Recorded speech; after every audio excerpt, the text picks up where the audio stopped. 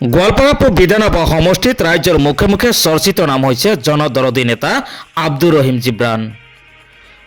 গোৱালপাৰা জিলাৰ পূব বিধানসভা সমষ্টিৰ ৰাজনৈতিক পৰিসৰত বৰ্তমান যেন চৰ্চাৰ কেন্দ্ৰবিন্দু হৈ পৰিছে জননেতা আব্দুৰ ৰহিম জিব্ৰাণৰ নাম।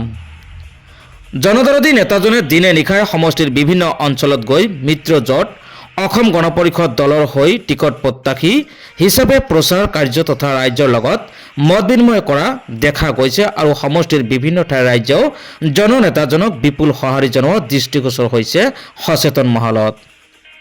পূব সমষ্টিৰ বিভিন্ন ঠাইত মত বিনিময় সভাত অংশগ্ৰহণ কৰাৰ সমান্তৰালকৈ গড়চটকা পদুপাৰা গাঁও পঞ্চায়তৰ অন্তৰ্গত পদুপাৰাত অনুষ্ঠিত মত বিনিময় সভাত অংশগ্ৰহণ কৰে জনদৰদী নেতা আব্দুৰ ৰহিম জিব্ৰাণ।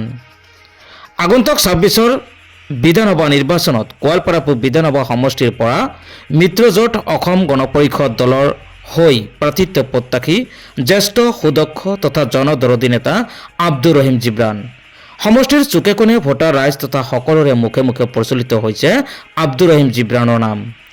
জনদৰদী সুদক্ষ কৰ্মবতু নেতাজনৰ আগমনে গোৱালপাৰা পূবত সাধাৰণ জনতাৰ মাজত আশাৰ সঞ্চাৰ কঢ়িয়াই অনাও পৰিলক্ষিত হৈছে। সুদক্ষ কৰ্মবতু জনদৰদী তথা ৰাইজৰ নেতাজনৰ আগমনে সাধাৰণ ভোটাৰৰ লগতে সচেতন মহলে অতিকৈ উৎফুল্লিত হোৱাও দৃষ্টিগোচৰ হৈছে সৰ্বত্ৰে। আমাৰ তাত দৃশ্যাংশ আছে, আমি দৃশ্যাংশ দেখুৱাইছোঁ। এয়া হৈছে গোৱালপাৰা পূব বিধানসভা সমষ্টিৰ গড়চটকা পদুপাৰা গাঁও পঞ্চায়তৰ অন্তৰ্গত পদুপাৰা বজাৰৰ দৃশ্য আৰু পদুপাৰা বজাৰত মত বিনিময় সভাত অংশগ্ৰহণ কৰিছে জনদৰদী নেতা আব্দুৰ ৰহিম জিব্ৰাণে।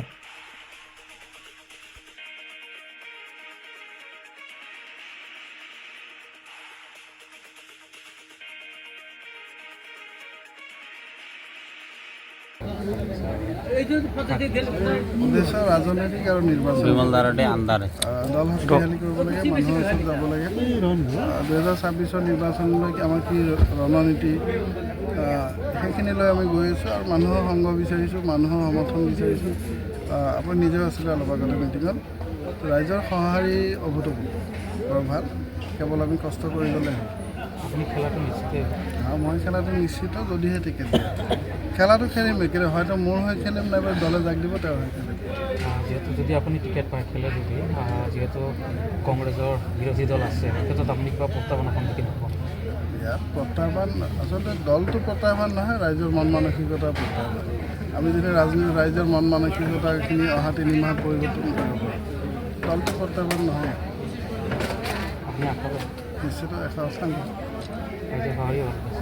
সঁহাৰি ভাল। আচলতে মই ছাত্ৰ ৰাজনীতিৰ পৰা অহাটো, ধৰক ৰাজনীতিত হঠাৎ অহা নহয়, আগৰ পৰাই আছোঁ। যেনেকৈ আমাৰ প্ৰহ্লাদ দা মোৰ লগত ছাত্ৰ ৰাজনীতি কৰা, তেনেকুৱা বহুত মানুহ এতিয়া তেওঁলোক নেতৃত্ব ল'ব পৰা হৈ গ'ল। তেনেকুৱা মানুহ আছে, আকৌ জ্যেষ্ঠখিনি আছে, চাহ চিনাকিৰ মাজেৰে গৈ আছোঁ। হয়, এটা ভাল সঁহাৰি। মানুহৰ চিন্তা চৰ্চা কিছু সলনি দেখা গৈছে। তো এতিয়া যদি 14 নম্বৰ গোৱালপাৰা সমষ্টিত যদি মিত্ৰ দলৰ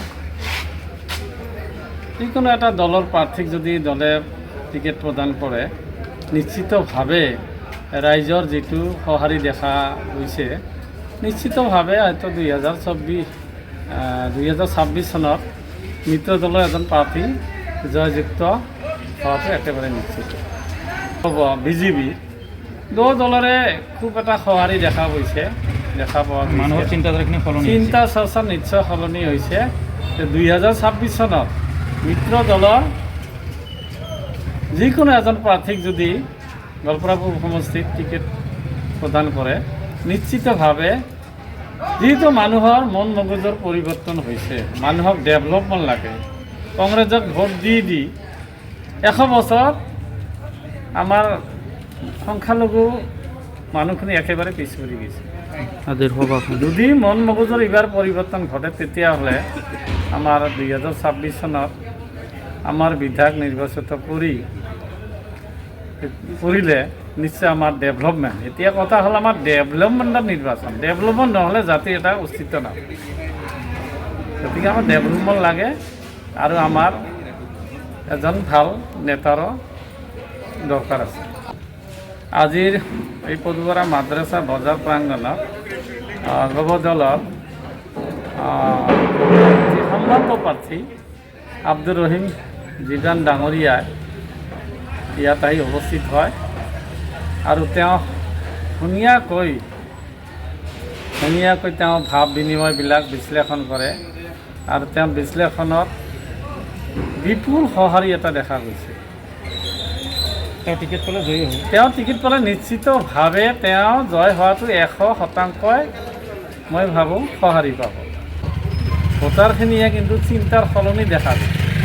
গতিকে মই ভাবোঁ অহা 26ৰ নিৰ্বাচনত বিশেষকৈ সংখ্যালঘু ভোটাৰখিনিয়ে পৰিৱৰ্তন আৰু সঁহাৰি যিটো দেখা গৈছে নিশ্চিতভাৱে গোৱালপাৰা পূব সমষ্টি এইবাৰ মিত্ৰ দলৰ প্ৰাৰ্থীটো জয়যুক্ত হোৱাটো একেবাৰে নিশ্চিত।